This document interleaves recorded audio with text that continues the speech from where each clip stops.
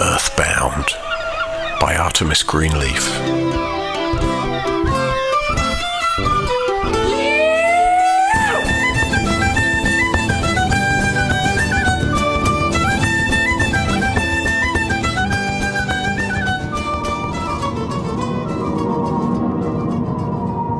Chapter 13. Dirt.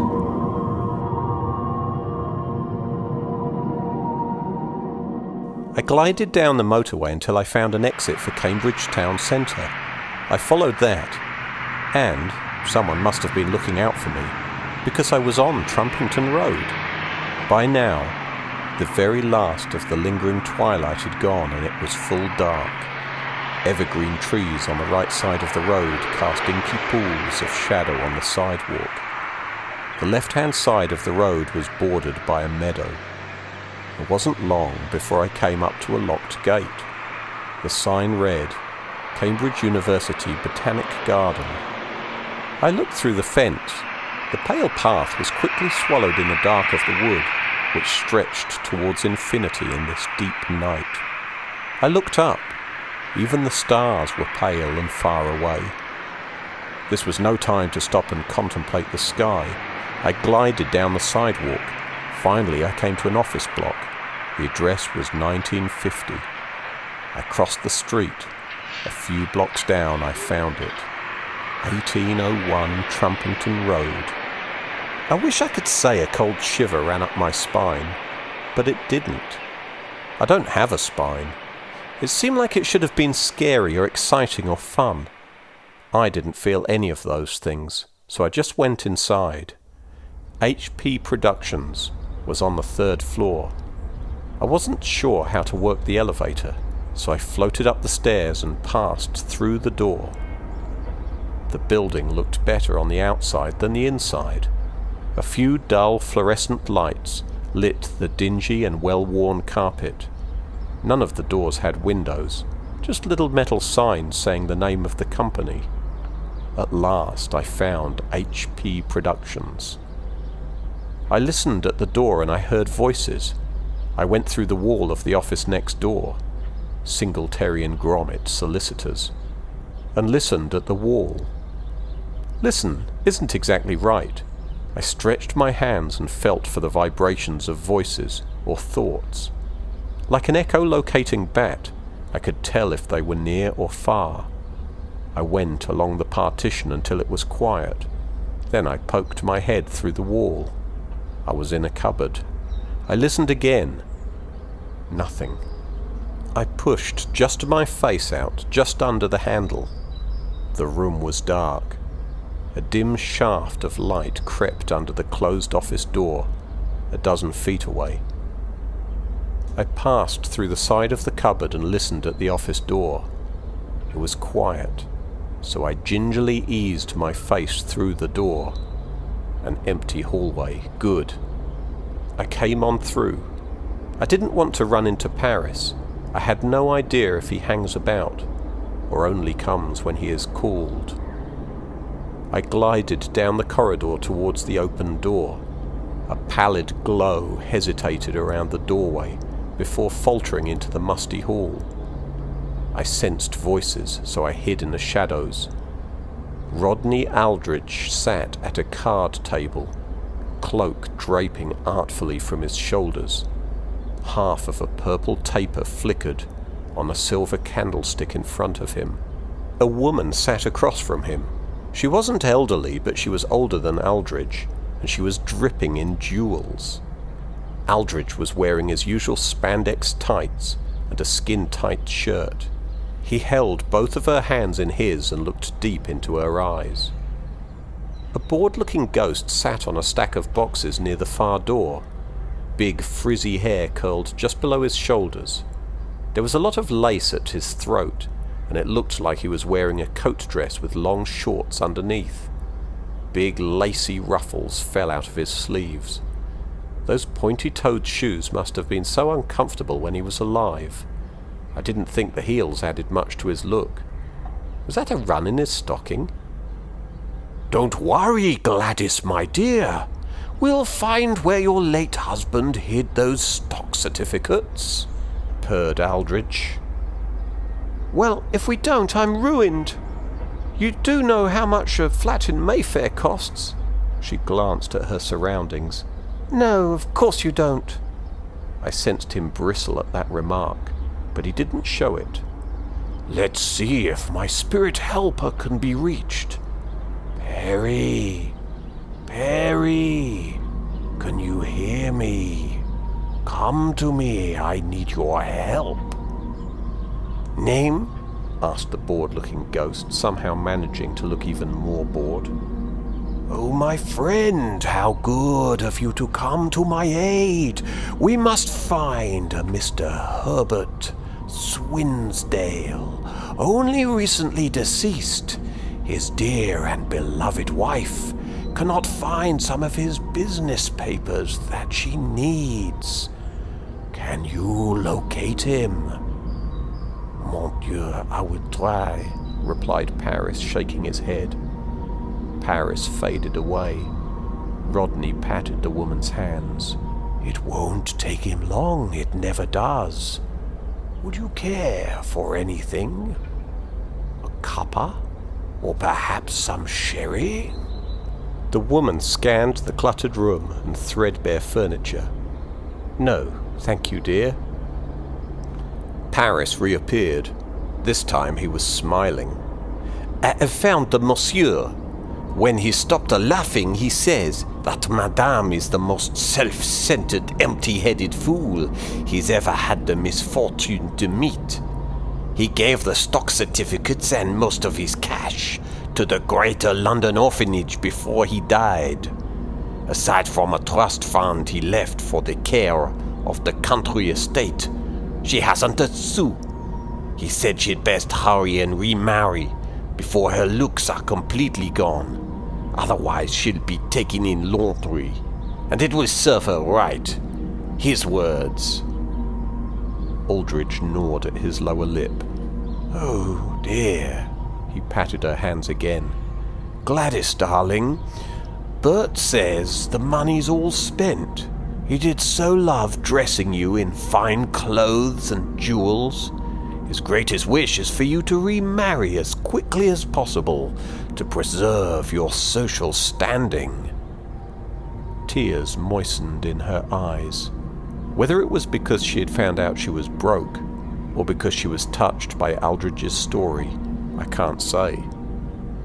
Aldridge pulled a tissue from a half-squashed box on the bookshelf near the table and dabbed at Gladys's eyes. There, dear. I'm sure everything will work out fine.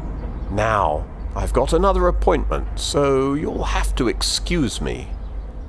Gladys got up and snivelled out of the office. When the outer door had closed, Aldrich slammed his fist on the table.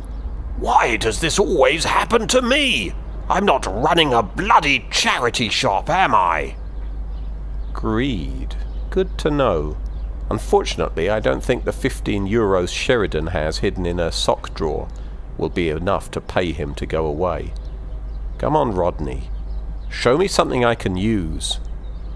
Aldridge stood up and paced to the window. The outer door opened, and a moment later a young woman walked in. She was pretty, and carried some folders under one arm and a cup in the other hand. He whirled around to meet her. What have you found out about that Chittington place for next week? Not much. Doesn't seem like anything has happened there. It just isn't old enough. What do I pay you for? Look harder, he snapped. Or make something up, I don't care which. Yes, Rodney, she cowered as she scurried out of the room. You're greedy and you're a bully. What else have you got for me, Rodney? I turned around. Paris was floating right beside me. Ha! Who are you and what are you doing here? Paris had a large hooked nose that he kept high in the air. I disliked him instantly. I'm Sky Blue. I just wanted to have a look at the famous Rodney Aldridge. He looked me up and down. You've had a look, mademoiselle, now away with you. What was he, the chucker out from the pub? Aren't you going to take me to your master? Paris looked over at Rodney Aldridge. The ghost's top lip twitched into a sneer. No. Why not? Isn't he your boss?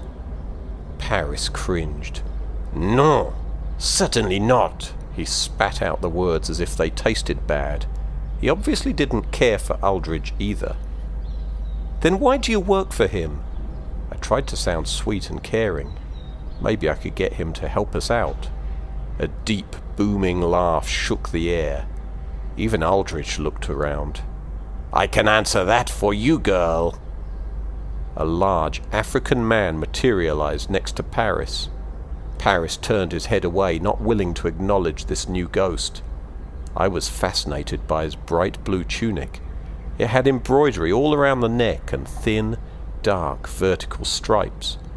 Baggy pants peeked out from under the mid-calf hem. I am Barrego Benga from Senegal. I have been knowing La Luc Paris du Bouvier for a long time. Paris crossed his arms and drummed the fingers from his left hand on his right arm. Barrego just laughed some more. How do you know him? I asked. La Duc. He has business in Senegal, Gorée Island. That is where I know him from. He wants people to think he was a great man. You know, they put up a statue to him in his hometown. But I know better. Really? What did he do? I didn't care that Paris was less than 2 meters away from me. He was a slaver, girl. He don't want nobody to know that. You mean he bought and sold people? Yeah. Men, women, children. So many died. A lot of blood on their hands. You can bet, girl. He don't want to cross over, not this one. He don't want no life with you. But he work for me now. I know where some papers are. Papers that prove to everybody what he did. As long as he does what I tell him, I keep them safe. Nobody find them. He keep his statue. I did start a hospital, Paris sniffed. Yeah, but it was only for rich people. Paris crossed his arms and turned his back on the other ghost. Barrego laughed again. He laughed with his whole body, and I would have thought even people in the street could hear it. Aldridge looked around, but otherwise didn't seem to notice. Maybe he could settle the parasite question. The headless lady in the bar seemed to think they were one of the most horrible things imaginable. Bagan acted like they were a minor nuisance. Excuse me, Barrego. Yes, girl, what can I do for you? What do you know about parasites? Are they really bad, or just a bit bothersome? His broad smile vanished and he crinkled up his forehead. Parasites? Why are you asking about parasites? I've heard that sometimes Rodney Aldridge attracts them, that's all. Yeah. Best stay away from them, girl. There is one parasite I have seen around him, but it usually lurk in the corner, then go away. Maybe it's not hungry enough to eat Aldrich. He don't want indigestion. When I see that thing, I go away. So they are dangerous. Thanks, Barrego. Somebody told you they weren't dangerous? Maybe somebody don't like you. Maybe. I've got to get back. It was nice to have met you. You take care, girl. Stay away from those parasites. I went back the same way I had come. When I went into the room with the cupboard, a flicker of motion caught my eye. I looked up. In the far corner there seemed to be something moving. Something like the legs of a spider spinning its web. Maybe it was just my imagination playing tricks, but I didn't want to waste any time wondering. I barreled out of there and down Trumpington Street as fast as I could go.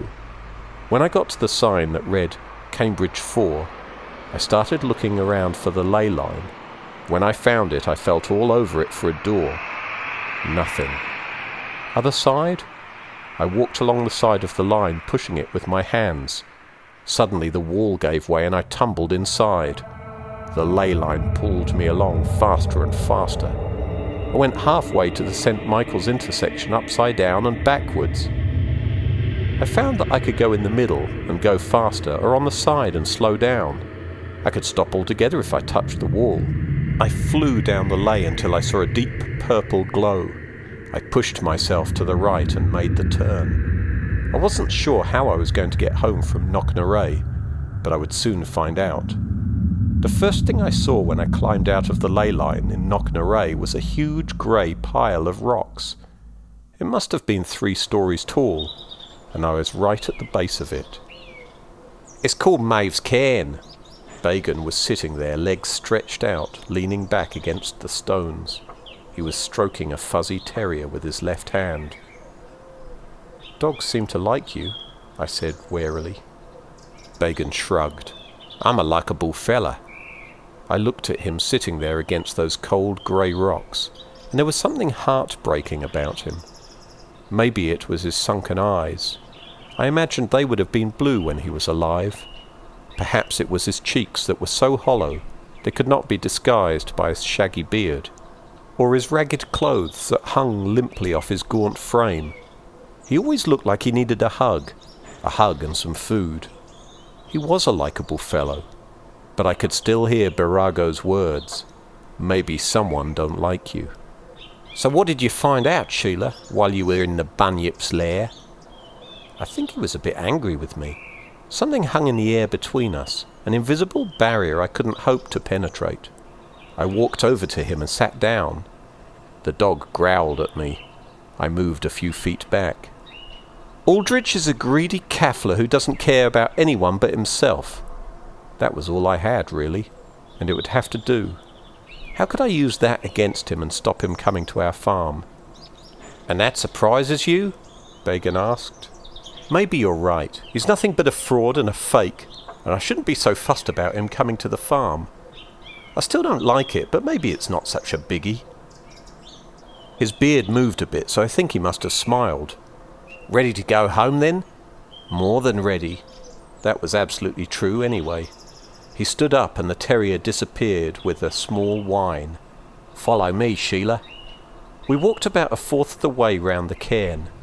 Bagan took my hand, and we stepped into the ley. I only hoped that he had bought my act.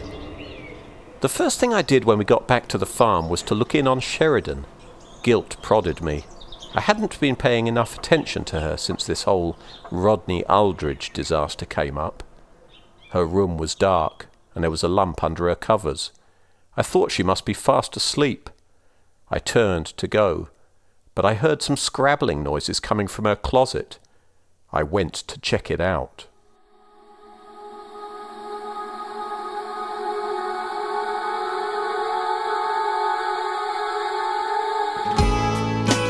Earthbound by Artemis Greenleaf. This work is licensed under the Creative Commons Attribution Non-Commercial No Derivative Works 3.0 United States license.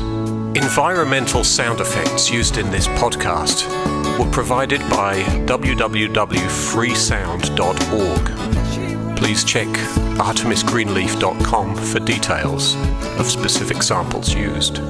If you'd like to leave a comment or learn more about the other projects in progress, please go to www.artemisgreenleaf.com.